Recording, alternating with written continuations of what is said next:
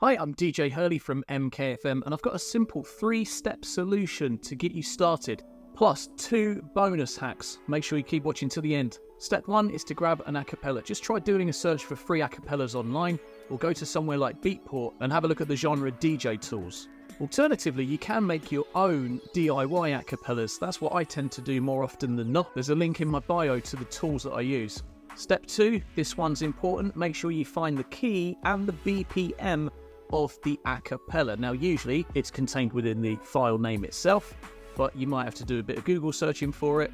If not, just simply open the file in something like Milton Keynes or just drag it straight into your DJ software.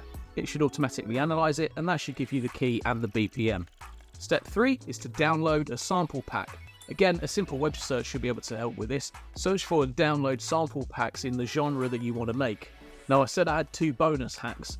Bonus hack number 1 is also search for sample packs in genres that you don't actually produce, because you'll be using sounds in your remixes that other remixes and producers just haven't even thought about using.